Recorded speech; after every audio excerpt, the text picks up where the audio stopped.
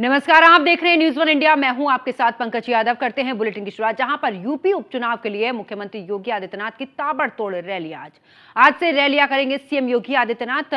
8, 9 और 11 नवंबर को सीएम योगी की जनसभाएं हैं। आज गाजियाबाद, कुंदरकी और मीरापुर में रैली है। 9 नवंबर को सीसामऊ, करहल और खैर में जनसभा करेंगे। वहीं 11 नवंबर को कटहरी, फूलपुर और मंझवा में जनसभा मुख्यमंत्री योगी आदित्यनाथ की। तो बड़ी खबर आपको बता रहे, जहां पर उपचुनाव को लेकर मुख्यमंत्री योगी आदित्यनाथ पूरे तरीके से चुनावी मैदान में उतर चुके हैं। ऐसे में 8, 9 और 11 नवंबर को सीएम योगी की जनसभाएं हैं। और साथ ही बता दें कि आज गाजियाबाद, कुंदरकी और मीरापुर में मुख्यमंत्री योगी आदित्यनाथ की रैली है।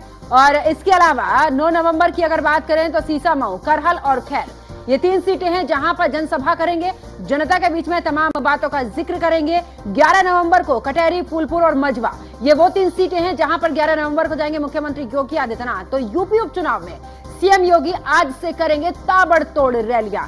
आज की अगर बात करें तो यूपी की अगर खास करके, क्योंकि उपचुनाव है और ऐसे में मुख्यमंत्री योगी आदित्यनाथ की ताबड़तोड़ रैलियां हैं, तो गाजियाबाद पहुंचेंगे। और आपको बता दें कि इस दौरान ताबड़तोड़ रैलियां 8, 9 और 11 नवंबर को मुख्यमंत्री योगी आदित्यनाथ की जनसभाएं।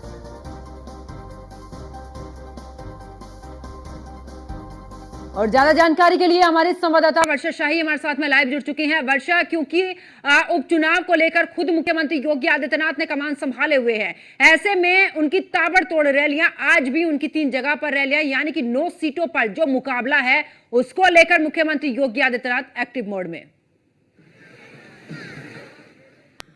देखिए, बिल्कुल जिस तरीके से अब मुख्यमंत्री योगी आदित्यनाथ अब ताबड़तोड़ रैलियां करना शुरू कर चुके हैं, क्योंकि आने वाले विधानसभा के जो उपचुनाव हैं उसको लेकर मुख्यमंत्री योगी आदित्यनाथ ने पूरी कमान अपने हाथों में रखी है। और 9 सीटों पर किस तरीके से चुनाव होंगे, क्या रणनीति बीजेपी की रहेगी और किस तरीके से इस पूरे चुनाव को जीता जा सकता है, उसको लेकर मुख्यमंत्री योगी आदित्यनाथ खुद उतरेंगे। और उतरने के साथ साथ जनसभाएं कर रहे हैं। जनसभाओं में वो लोगों को संबोधित करते हुए बताएंगे कि आखिर किन मुद्दों से ये चुनाव को जीता जा सकता है और किस तरीके से इस चुनाव में बेहतर तरीके से आगे बढ़ा जा सकता है। देखिए, क्योंकि इन 9 सीटों पर जो चुनाव है उसमें सभी जगह मुख्यमंत्री योगी आदित्यनाथ जाएंगे, वहां पर अपनी जनसभाएं करेंगे। जनसभाएं करने के साथ साथ प्रत्याशी के समर्थन में वोट दे सके लोग, उसके बारे में भी लोगों से अपील करेंगे। तो देखिए, ये जो पूरी रणनीति है वो प्लानिंग पहले से ही कर ली गई थी कि मुख्यमंत्री योगी आदित्यनाथ की जनसभाएं कहाँ कहाँ की जाएंगी, कैसे की जाएंगी, कौन सी जनसभाएं कितने समय के लिए रखी जाएंगी और कैसे मुख्यमंत्री योगी आदित्यनाथ जी के द्वारा जो समर्थन रैली है वो मिल सकता है। क्योंकि देखिए, इन चुनाव में जिन 9 सीटों पर चुनाव है उनमें मुख्यमंत्री योगी आदित्यनाथ खुद आगे बढ़कर उन्होंने रणनीति रखी थी कि 9 सीटों पर जीत बीजेपी को हासिल हो सके। तो सोचिए कि किस तरह की एक बड़ी रणनीति बीजेपी की रही है, सरकार की रही है इस चुनाव को जीतने के लिए। आने वाले इस चुनाव को लेकर अब जिस तरह की विपक्ष की भी ताबड़तोड़ रैलियां शुरू हो चुकी है, उसमें मुख्यमंत्री योगी आदित्यनाथ ने खुद उतरना बेहतर समझा और उसके साथ ही साथ प्रभारी मंत्रियों को भी अलग अलग जिलों में उतारा है। बिल्कुल। और वर्षा, अक्सर हम देख भी रहे हैं कि देखिए 2024 में क्योंकि लोकसभा का चुनाव हुआ, उससे सीख लेते हुए खुद मुख्यमंत्री योगी आदित्यनाथ इस दौरान चाहे उनके बयानों का जिक्र करें और या फिर विपक्ष का जिक्र करें, किस तरीके से उसको लेकर भी यहाँ पर गर्मजोशी नजर आ रही है उत्तर प्रदेश के अंदर। 3 तारीख यानी कि 8, 9, 11 और ऐसे में 3-3 सीटों का बंटवारा मुख्यमंत्री की तरफ से कि देखिए किस तरीके से जाना है वहां पर, क्योंकि कैंडिडेट को लेकर भी इस दौरान बड़ी ही माथापच्ची रही है बीजेपी में और बड़ी ही सोच समझकर जातीय समीकरण को बैठाकर यहां पर बीजेपी ने प्रत्याशी उतारे। बिल्कुल, देखिए जिस तरीके से उपचुनाव है उसको लेकर एक बेहतर रणनीति बीजेपी को रखना भी था, क्योंकि लोकसभा का जो रिजल्ट रहा उससे कहीं ना कहीं बीजेपी नाखुश थी। और मुख्यमंत्री योगी आदित्यनाथ ने जिस तरीके से इस बार सीटों का बंटवारा किया उसमें एक चीज साफ देखने को मिले कि जातिगत समीकरण बना रहे, किस तरीके से किन सीटों पर किसको प्रत्याशी को उतारना है, क्या चीजें वहां पर महत्वपूर्ण है, किस तरीके से उस विधानसभा में क्या क्या चीजें हो सकती है, ये सारी चीजें मुख्यमंत्री योगी आदित्यनाथ ने देखी। देखिए, पहले जिस तरीके से प्रभारी मंत्रियों को उतारा गया था वहां पर लगातार देखा जा रहा था कि इस इलाके में किस प्रत्याशी को हम उतार सकते हैं, किस प्रत्याशी को जीत मिल सकती है। तो ये रणनीति बीजेपी ने पहले ही बना रखी थी। इस रणनीति के तहत ही पूरा काम किया गया है और इसी रणनीति के तहत आगे भी बढ़ा जा रहा है। मुख्यमंत्री योगी आदित्यनाथ 3 जनसभाएं जहां कर रहे हैं, उन जगहों पर जाकर एक भरपूर टाइम दे रहे हैं। उस विधानसभा में लोगों से अपील भी कर रहे हैं, प्रत्याशियों से समझ भी रहे हैं कि आखिर क्या रणनीति आप रख रहे हैं, किस तरीके से इस चुनाव को जीता जा सकता है। और जिस भी विधानसभा में जा रहे हैं वो एक संयोजित रूप से पूरा एक बैठक भी कर रहे हैं प्रत्याशियों के साथ और उनके लोगों के साथ, क्योंकि ये पूरी रणनीति मुख्यमंत्री की है। तो जाहिर सी बात है मुख्यमंत्री योगी आदित्यनाथ हर तरीके से सजग है कि इस चुनाव बिल्कुल। और वर्षा, अभी आपने प्रभारियों का जिक्र किया, हमने देखा था कि जो बीते भी चुनाव रहे हैं, हर घर अभियान बीजेपी की तरफ से चलाया गया। घर घर जाकर बीजेपी की क्या कुछ योजनाएं चल रही हैं, आगे बीजेपी किस तरीके से काम करेगी, इन सबको लेकर भी इस दौरान घर घर जाकर प्रभारी हो या फिर ऐसे कई वरिष्ठ नेता भी हैं जो कि घर घर जाएंगे उत्तर प्रदेश में और जाकर के बीजेपी की रणनीति को जनता के बीच में रखेंगे। और दूसरी तरफ वर्षा, अगर बात करें, क्योंकि कुछ ऐसी सीटें हैं जो कि समाजवादी पार्टी का गढ़ है, अगर हम करहल सीट की बात करें, बड़ा ही कड़ा मुकाबला देखने को मिल रहा है, तो ये कितनी सफलता हाथ लगने वाली है बीजेपी को?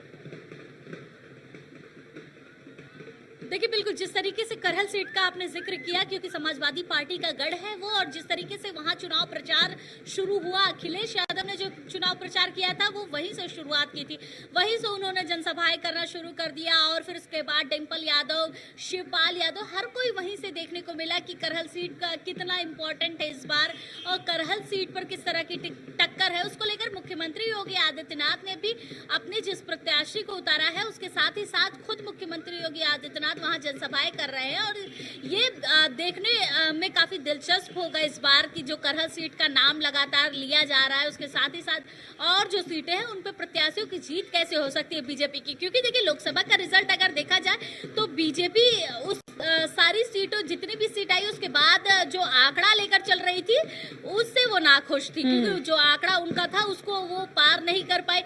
लेकिन उपचुनाव की जिम्मेदारी जब मुख्यमंत्री योगी आदित्यनाथ के हाथों में दी गई, आदित्यनाथ मौजूद रहे, उन्होंने जो रणनीति रही वो देखा कि आखिर किस तरीके से रणनीति से बेहतर तरीके से आगे बढ़ा जा सकता है। क्योंकि देखिए उत्तर प्रदेश की बात की जाए तो उत्तर प्रदेश में जिस तरीके से एक बड़ी टक्कर देखने को मिलेगी इस उपचुनाव में, क्योंकि पहले लोकसभा में भी आपने देखा होगा कि कांग्रेस ने भी अपने प्रत्याशी उतारे थे, लेकिन इस बार जिस तरह से इंडिया गठबंधन का पूरा दृश्य देखने को मिला कि समाजवादी पार्टी ही अपने प्रत्याशी को उतार रही है, उसके बाद बीजेपी की प्रत्याशी है, बसपा के प्रत्याशी, लेकिन कांग्रेस कहीं देखती हुई नजर नहीं आ रही, केवल सपोर्ट कर रही है बैकफुट से। तो ये काफी दिलचस्प होगा। और वर्षा, इस बार अगर बात करें, क्योंकि समाजवादी पार्टी पीडीए का फॉर्मूला लेकर चुनावी मैदान में उतरी, लेकिन अब समाजवादी पार्टी की तरफ से जब सुना गया तो ये भी कहा गया कि संविधान, आरक्षण और पूरे तरीके से इन जो मुद्दे कांग्रेस ने हमने लोकसभा चुनाव में देखे थे वो उन मुद्दों को लेकर समाजवादी पार्टी भी चुनावी मैदान में आ रही। तो कितना फायदा, क्या बीजेपी को यहां पर चुनौती मिलती नजर आ रही है? क्या बीजेपी के लिए मुश्किलें बढ़ सकती हैं? क्योंकि 2024 का चुनाव हमने देख लिया है, उसमें समाजवादी पार्टी की सीटें इसी फॉर्मूले पर बढ़ी हैं।